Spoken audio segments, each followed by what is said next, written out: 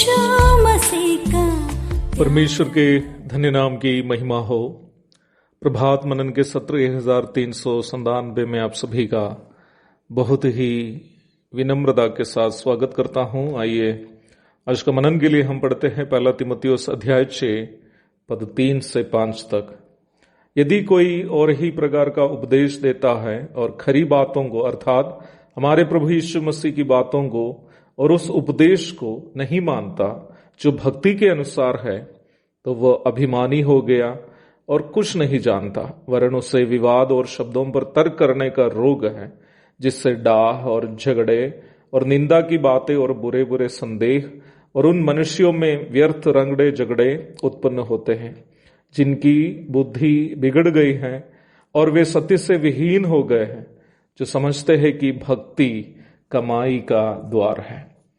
प्रभात मनन के पिछले सत्र में हम भक्ति को कमाई के द्वार समझने वालों के संबंध में प्रारंभ में पढ़ी गई पदों से संक्षेप में मनन किए थे। प्रभात मनन के पूर्व के एक सत्र में मैं ये वचन से आपको बताया था कि भक्ति शब्द का अर्थ बाइबल की परिप्रेक्ष्य में क्या है। याकूब अध्याय 1 के 27 में हम इस प्रकार पढ़ते हैं, हमारे परमेश्वर और पिता के निकट शुद्ध और निर्मल भक्ति यह है कि अनाथों और विधवाओं के क्लेश में उसकी सुधि ले और अपने आप को संसार से निष्कलंक रखे। बाइबल बताने वाली भक्ति की परिभाषा दो पहलू की है।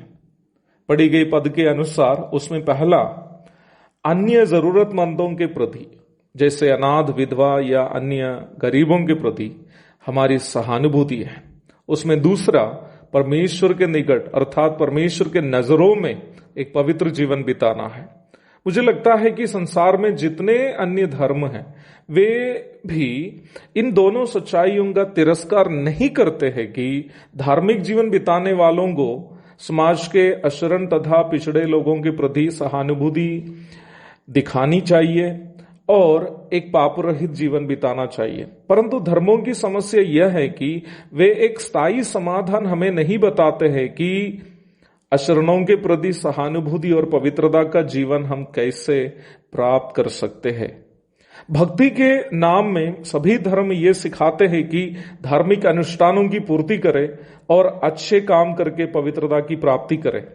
अच्छे कर्मों को करके पवित्रता की प्राप्ति करने का उपदेश देने वाले इस बात को जानबूझकर नजरअंदाज कर रहे हैं कि कौआ नहाने से बगुला नहीं बनता है, ना ही पापी के द्वारा किया जाने वाला सत्कर्म उनको पवित्र का दर्जा देता है।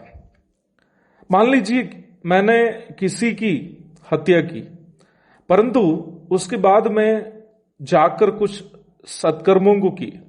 क्या मेरे सत्कर्मों के कारण हत्या का दोष जो मेरे ऊपर है वो मिट जाएगा? क्या मेरे सत्कर्मों के कारण अदालत मैंने जो हत्या की उस अपराध से मुझे छोड़ देंगे? कभी नहीं। फिर हम कैसे सोचते हैं कि जीवन भर पाप करने वाले मनुष्य के चंद सत्कर्मों के कारण परमेश्वर हमें दंड से छुड़ाएगा? क्या ऐसी सोच हमारी मूर्खता के कारण नहीं? इसलिए ही ये बात समझना अनिवार्य है कि प्रभु यीशु मसीह को, जो परमेश्वर होकर भी मनुष्य बनकर हमारे पापों का दंड क्रूस पर सहकर मृत्यु सही और तीसरा दिन जी उठा, उनको छोड़कर पाप क्षमा पाने के लिए दूसरा कोई विकल्प ही नहीं है। जब एक पापी प्रभु यीशु मसीह को अपना उद्धारकर्ता एवं प्रभु के रूप में स्वीकार करता, पवित्र आत्मा जो उसके हृदय में वास करने लगता है, उनके हृदय में परमेश्वर के प्रेम को अथवा अगापे को डालता है। रोमी 5:5। परमेश्वर का ये निस्वार्थ, त्यागपूर्ण एवं निष्कपट प्रेम जो पवित्र आत्मा ने उस पापी के हृदय में डाला, उसे अर्थात उस पापी को यीशु मसीह के पवित्रता से परिपूर्ण होने के लिए या यीशु मसीह के पवित्रता की परिपूर्णता की ओर बढ़ने के लिए उसे प्रेरित करता है।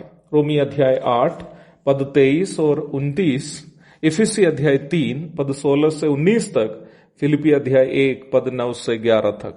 जब हम परमेश्वर के प्रेम से परिपूर्ण होकर यीशु मसीह के समान बदलने लगते हैं तो हमारा प्रेम दूसरे की ओर भी बहने लगता है। हम अपने सुखों को दूसरों के लिए त्यागने लगते हैं, दूसरों की भलाई के लिए स्वयं दुख उठाने लगते हैं और यहां तक यीशु मसीह के समान दूसरों को बचाने के लिए अपना जीवन गंवाने के लिए भी तैयार हो जाते हैं। बाइबल सिखाने वाली भक्ति जो प्रभु यीशु मसीह ने दिखाया यही है। इस कोविड के समय भी अपने जीवन का परवाह भी नहीं करते हुए कई प्रभु के दासगण गांव गांव में जाकर अपने विश्वासियों की हालचाल जानने की कोशिश में कोविड के द्वारा दुनिया से चल बसे हैं।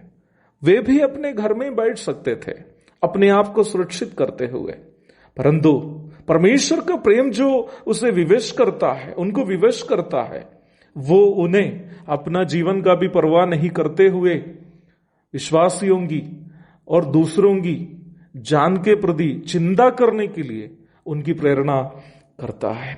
वचन सिखाने वालों को यही उपदेश देना चाहिए। बाइबल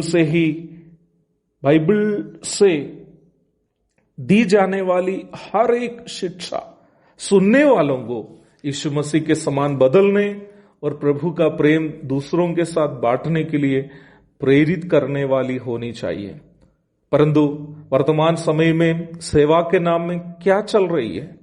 भक्ति को कमाई का द्वार समझने वाले कपटी अगुवे और चलाक प्रचारकगण सांसारिक खुशियों की तथा संसार में समृद्धि पाने की बातें कहकर लोगों का ध्यान यीशु मसीह से भटका रहे हैं। वास्तव में लोगों के हृदय में लालच की बातें डालकर ये लोग अपनी लालच को संतुष्ट करने का षड्यंत्र रच रहे हैं। प्रभु के सच्चे दासगण लोगों को पाप से मन फिराने और यीशु मसीह के प्रेम में बढ़ने की शिक्षा देनी चाहिए, ताकि लोग अपने से बढ़कर प्रभु से प्रेम करें और स्वयं हानि उठाकर भी दूसरों को बचाने की कामना करें। एक और शुभ दिन की धन्य कामनाओं के साथ आज का मनन का मैं यहाँ पूर्ण विराम देता हूँ। प्रभु आप सबको आशीष दे। आमीन।